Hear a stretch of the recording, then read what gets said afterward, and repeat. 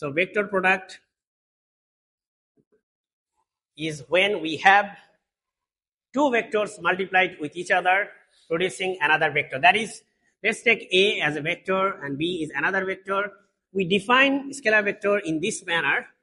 We have sine theta here, and we, as it is defined in such a manner that it always gives you a vector. So we need a vector sign, that is eta cap. So eta cap is basically unit vector.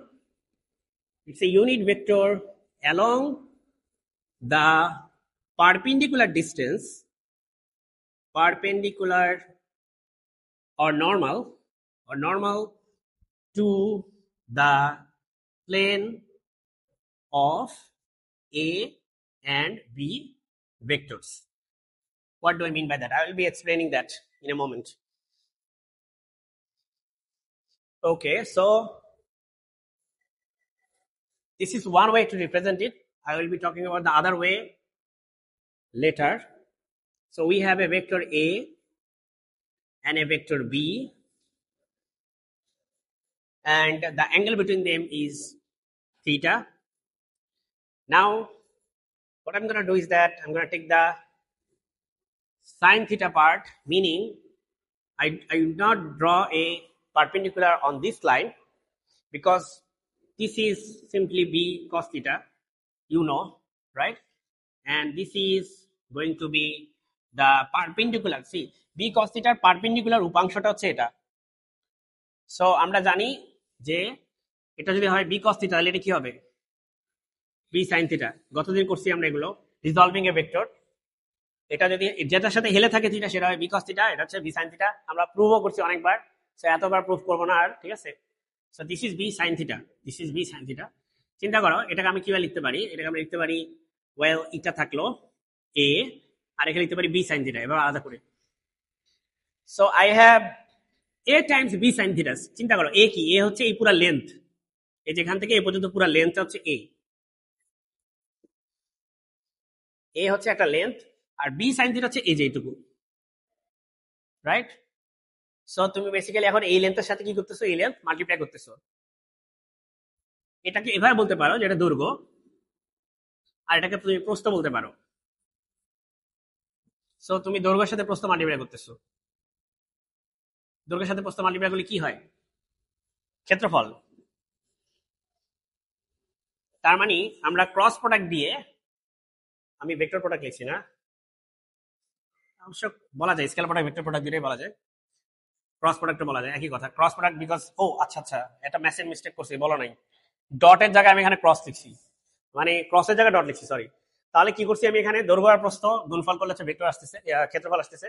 তাহলে আমরা দেখতে পাচ্ছি যে scalar product cross প্রোডাক্টটা এমন ভাবে defined যে যাতে সেই দুইটা ভেক্টরকে আমরা মাল্টিপ্লাই করলে আমরা একটা ক্ষেত্রফল পাই। সেজন্য আমরা ক্রস প্রোডাক্ট দিয়ে কি বের করতে পারি? ক্ষেত্রফল বের করতে পারি ক্রস প্রোডাক্ট দিয়ে, যেটা নিয়ে আমি দেখি একটু এখনই আলোচনা করে ফেলি। ক্রস প্রোডাক্ট নিয়ে কিভাবে আমরা হচ্ছে তোমার ক্ষেত্রফল পাই, ক্ষেত্রফল কিভাবে পাই সেটা বোঝানো শেষ, বাট ক্ষেত্রফল ফর্মুলা লিখবো আমি, আর কিছু না। এখন আমি একটু ফর্মুলাগুলো লিখে দিই যেটা থেকে আমাদের ম্যাথ আসবে ফিউচারে।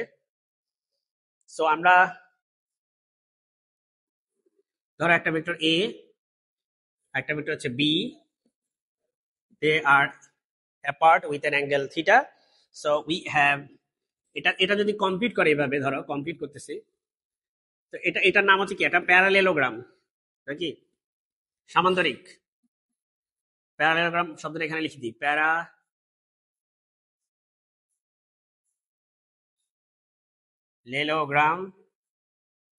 প্যারালেলোগ্রাম মানে হচ্ছে সামান্তরিক। সামান্তরিকের ক্ষেত্রফল কি হবে? Area of a parallelogram is equal to a vector cross b vector, তার জাস্ট ভ্যালু। একটু আগে বললাম কেন, because a vector cross b vector তোমাকে দিচ্ছে বেসিক্যালি দৈর্ঘ্য ইনটু প্রস্থ। যদি তুমি প্যারালেলোগ্রাম না বের করতে চাও, এটার এরিয়া না বের করতে, শুধু এই ট্রায়াঙ্গেলের এরিয়া বের করতে চাও, মানে এটার অর্ধেক, শুধু এই ট্রায়াঙ্গেলের এরিয়া বের করতে চাও, তার ট্রায়াঙ্গেলের এরিয়া হচ্ছে পুরো প্যারালেলোগ্রামের অর্ধেক। তো তুমি বলতে পারো যে area of triangle is basically half into modulus of a cross b। এখানে রিমেম্বার খুবই ইম্পর্টেন্ট একটা জিনিস, যে a বি এটা কি অ্যাকচুয়ালি? এটা হচ্ছে এই যে প্যারালেলোগ্রাম আছে এটার কি দুইটা সন্নিহিত বাহু, ইংলিশে আমরা বলি অ্যাডজাসেন্ট সাইডস। অ্যাডজাসেন্ট সাইডস মানে দুইটা অ্যাডজাসেন্ট সাইড পাশাপাশি। অ্যাডজাসেন্ট মানে কি? অ্যাডজাস্ট করে আছে বা লেগে আছে যারা। সো এ এমন একটা ভেক্টর হইতে হবে এ আর বি যারা হচ্ছে একটা প্যারালেলোগ্রামের adjacent side. In that case you can find out the area by taking the cross product and then finding the value of it. Okay, so the first formula আমরা লিখছি। এখন আমরা যা বলতে হচ্ছে ফার্স্ট ফর্মুলা এই ডিরেকশনটা একটু ব্যাখ্যা করি। ঠিক আছে, এই ডিরেকশনটা আমি তখনই ব্যাখ্যা করতে পারতাম আসলে যখন একটু আগে আমি বোঝাচ্ছিলাম যে কিভাবে এটা ক্ষেত্রফল বোঝায়। সো তখন মনে ছিল না, চলো এখন ডিরেকশনটা ব্যাখ্যা করার চেষ্টা করি। সো আমরা লেটস সে এটা একটা ভেক্টর এ, এটা একটা বি। আচ্ছা, এ আর বি দেখতে দেখতে অনেকটা অবস্থা খারাপ হয়ে যাচ্ছে আমাদের, বাট বোঝানোর জন্য আর কি শুধু এ আর বি নিয়ে কাজ করতেছি। কি আর নিব? পি আর কিউ নিতে হবে, সি আর ডি নিতে হবে। সো দুইটা ভেক্টর, একটা হচ্ছে এ একটা হচ্ছে বি, তাদের মাঝখানে অ্যাঙ্গেল হচ্ছে theta. You guessed it, right? Okay, so এখন আমাদের কাজ হচ্ছে কি এই ইটা কি আসলে এটা বোঝা। ফার্স্ট অফ অল এটা হচ্ছে একটা ইউনিট ভেক্টর, তার মানে এটা ভ্যালু হচ্ছে 1। কেন ভ্যালু এটা 1 হওয়া ইম্পর্টেন্ট? বিকজ আমরা চাই না এই মানটা চেঞ্জ করতে। সো আমরা জাস্ট এটাকে ভেক্টর বানাতে চাই আর কিছু না, কিন্তু এটা ডিরেকশন কোন দিকে সেটা আমরা দেখতে চাই। সো এটা ডিরেকশন কোন দিকে সেটা আমরা দেখতে চাই। সো ডিরেকশনটা আমি এখানে লিখছি, দেখো, along the perpendicular to the plane of A and B vectors. Perpendicular শব্দটা যে কথা, এখানে নর্মাল একই কথা, নর্মাল আর পারপেন্ডিকুলার সেম। তাহলে চলো আমরা কিভাবে এটা বের করি। দেখো এ আর বি কোন প্লেনে আছে, দেখো তো এ আর বি এই যে বোর্ডের এই প্লেনের মধ্যে আছে, তাই না? এ কি এভাবে আছে? তাহলে তো বোর্ডের বাইরে। আমি এ কেও আসছি বোর্ডের ভিতরে, বিও বোর্ডের উপরে আছে, ভিতরে না উপরে, বোর্ডের উপরে আছে। তার মানে বোর্ডের যে প্লেন সেই প্লেনের পারপেন্ডিকুলার হতে হবে। তার মানে হয় এদিকে, নাইলে পারপেন্ডিকুলার ভিতরের দিকে, যখন ড্রিল মেশিন দিয়ে ছেদ করলে যেমন হয়। ঠিক আছে, সো আমরা যেটা করব, আমরা হচ্ছে এই জন্য ডান হাত ইউজ করি, স্ক্রু নিয়মও ইউজ করতে পারো। ঠিক আছে, তবে আগে ডান হাত দিয়ে বোঝাই, তারপরে স্ক্রু, কারণ স্ক্রু নিয়ে তো আমরা ঘুরতেছি না, ডান হাত নিয়ে ঘুরতেছি। ঠিক আছে, ডান হাতই লাগবে, বাম হাত দিয়ে চলবে না এখানে। সো তুমি প্রথমে যেটা করবা যে ভাই আমার দরকার হচ্ছে, ধরো কথার কথা, আমার দরকার আগে এ ক্রস বি, আগে আমার এটা দরকার। তারপরে আমরা এ ক্রস বি না, তারপরে আমরা বি ক্রস এ বের করবো। তাহলে আগে আমরা কি বের করবো? এ ক্রস বি, এখানে এই ছবিতে এ ক্রস বি বের করবো। ওকে, শুরুতে আছে কি এ। সো তুমি আগে প্রথমে এ বরাবর হাত রাখবা, ডান হাত। এজ আই সেড, আমি একটু লিখে দিই রাইট হ্যান্ড রুল, কারণ কেউ আবার বাম হাত নিয়ে চলে আসতে পারে, তখন আবার কনফিউজ হয়ে যাবে। রাইট হ্যান্ড নিবা সবসময় এ ভেক্টর বরাবর এবং বি ভেক্টরের দিকে ঘুরাবা। এটা হচ্ছে কি ফিঙ্গার, বৃদ্ধাঙ্গুলি, বা ইংলিশে বলে থাম। ঠিক আছে, থাম বলবা না, থাম জাস্ট। ঠিক আছে, মানে থাম, থেমে যা, এরকম আর কি। তো যাই হোক, এই থাম তোমার নির্দেশ করে এই যে ডিরেকশনটা ইটা ক্যাপের, সেটা আমি একটু পরে একটু চেষ্টা করবো তোমাকে বুঝাইতে অ্যাকচুয়ালি এটা কি চাচ্ছি, এটা দিয়ে আমরা কি করি এটা দিয়ে। ঠিক আছে, তাহলে থাম কি নির্দেশ করে? তোমার এ ক্রস বি এর ডিরেকশন। তাহলে এ ক্রস বি এর ডিরেকশন তুমি একটু দেখো তো কোন দিকে হয়। আমার থাম কি নির্দেশ করে? এ থেকে বি এর দিকে যাও। আচ্ছা, এটা তো এভাবেও যাওয়া যায় না, কিন্তু সবসময় লোয়েস্ট অ্যাঙ্গেল দিয়ে ঘুরাইতে হবে, স্মলেস্ট অ্যাঙ্গেল দিয়ে ঘুরাইতে হবে। তুমি যদি এ থেকে বি তে এইভাবে যাও তাহলে কি স্মলেস্ট অ্যাঙ্গেল হয়? তোমাকে যাইতে হবে এদিকে। এই কথাগুলো আসলে খুব ইম্পর্টেন্ট অ্যাকচুয়ালি, নাহলে কিন্তু কেউ একজন হইতেই পারে যেরকম কেউ একজন আছে যে এমনি ঘুরাইতেছে। ঠিক আছে, তখন আবার ভিতরের দিকে না, সবসময় স্মলেস্ট অ্যাঙ্গেল। তো তোমার থাম বা বৃদ্ধাঙ্গুলি নির্দেশ করে হচ্ছে ইটা ক্যাপের ডিরেকশনের দিকে, বা এ ক্রস বি যেই দিকে তাকায় আছে। এ না, এ তাকায় আছে এদিকে, বি তাকায় আছে এদিকে, এ ক্রস বি তাকায় আছে বাইরের দিকে। এখন এটা কি আমি কি এখান থেকে একটা আঙ্গুল ঝুলে রাখা সম্ভব? একটা ভেক্টর সম্ভব, হয়তো আঠা দিয়ে একদম সুন্দর মতো লাগাই দিতে হবে। তার থেকে বেটার হচ্ছে আমরা ডট দিয়ে বোঝাই এটাকে। ডট দিয়ে বোঝায় যে অ্যারোটা মুখটা হচ্ছে আমার দিকে তাকায় আছে, এই যেভাবে অ্যারোর মুখটা আমার দিকে তাকায় আছে। এটা যদি একটা অ্যারো হয়, তীরের মুখটা আমার দিকে তাকাচ্ছে, তাহলে এ ক্রস বি হচ্ছে কোন দিকে? ডট দিয়ে বোঝাচ্ছি আমরা এই যে বাইরের দিকে, ডট দিকে বোঝাচ্ছি কি এক্স্যাক্টলি বাইরের দিকে। তাহলে সিমিলারলি তুমি বি ক্রস এ লজিক বলতে পারো যে বি ক্রস এ ক্রস বি হচ্ছে বাইরের দিকে, তাই বি ক্রস এ হবে বি আগে, হ্যাঁ ভিতরের দিকে, বি আগে এ পরে, এই যে আমার থাম এইদিকে। সো বি আগে এ পরে, smallest angle, do not do this. এটা আনন্যাচারাল, মনে হচ্ছে তুমি র্যাপ সং গাইতেছো।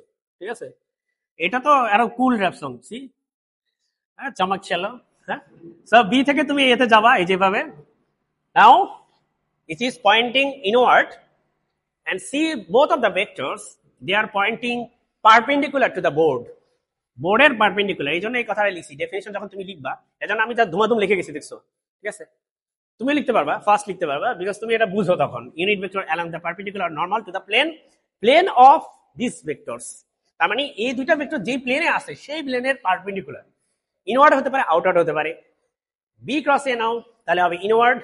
তাহলে যদি আমি একই ছবি যদি আঁকি, দেখো এটা হচ্ছে এ, বি কোন দিকে তাকাইছে ওইদিকে, বি, এটা হচ্ছে থিটা।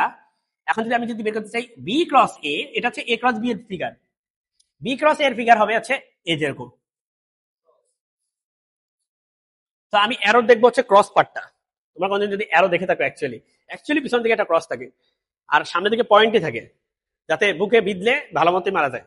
ঠিক আছে, আবার বিষ দেয় অনেকে, আগের কালে ফাইট গুলাতে বিষ টিষ দিয়ে দিত যাতে আরো তাড়াতাড়ি মারা যায়। ঠিক আছে, তুমিও চাও বিষ দেওয়া উচিত, তাহলে তাড়াতাড়ি মরে যেত, নাহলে এত যন্ত্রণা নিয়ে মরে যাওয়ার থেকে একদিনে মরে যাওয়া ভালো, বা সাথে সাথে খালাস। 3-4 দিন ধরে একটা তীর মারলে নাও মরতে পারো। ঠিক আছে, মানে বিশেষ করে সেন্সিটিভ কোনো জায়গায় লাগলে, পায়ে টাই মারলে হয়তো বেশিরভাগ মারা যেত না, পঙ্গু হইতো, এটা হইতো নাকি। কিন্তু বিষ দিলে অবশ্য যেখানে মারুক, উন্ড হইলেই শেষ। যাই হোক, তাহলে আমরা এখন অন্য প্রসঙ্গে চলে যাচ্ছি। রাইট হ্যান্ড রুল আশা করি বুঝতে পারতেছো কি করতে হবে। আর স্ক্রুর ক্ষেত্রে খুব সহজ, ওই যে আমাদের দেশে যে স্ক্রুগুলো পাওয়া যায় বা ড্রিল মেশিন পাওয়া যায়, এবার স্ক্রু নিবা, নিয়ে দেখো এ থেকে বিয়ের দিকে ঘুরাবা। স্ক্রু ঘুরাইতে পারো না এ থেকে বিয়ের দিকে, তুমি যদি ঘুরে দেখো, এই যে এখানে আমাদের অনেকগুলো স্ক্রু আছে, আমি একটু দেখাই। এই যে এখানে অনেকগুলো স্ক্রু আছে, এই স্ক্রুগুলো তুমি ঘুরাও, হ্যাঁ বের হয়ে আসবে। এক্স্যাক্টলি, ও বুঝে গেছে, জানে অলরেডি যে এটা যদি করো, এই যে এ থেকে বি এর দিকে, তাহলে বাহির দিকে মানে হচ্ছে বের হয়ে চলে আসবে। আর যদি বি থেকে এর দিকে যাও এই যেভাবে, তাহলে স্ক্রু টাইট হয়। তাহলে আজকের পর থেকে যদি তুমি এই যে কনফিউজ হয়ে যাও অনেকে, যে এইদিকে দিব খাটের যখন নাট বল্টু লাগায়, খাটের বিশেষ করে বাসা চেঞ্জ খাটের নাট বল্টু, যখন কি এদিকে দিব না এদিকে দিব, তখন তুমি রাইট হ্যান্ড রুলের কথা মনে করবা। রাইট হ্যান্ড রুল কি বলছে, যে যদি এরকম দেই তাহলে ভিতরের দিকে নাকি এদিকে দিলে বাইরের দিকে, তুমি রাইট হ্যান্ড রুল দিয়ে মনে করবা। ঠিক আছে, আমি চেষ্টা করি এরকম। হ্যাঁ, ওয়েল, এটা হচ্ছে আমাদের মাল্টিপ্লিকেশন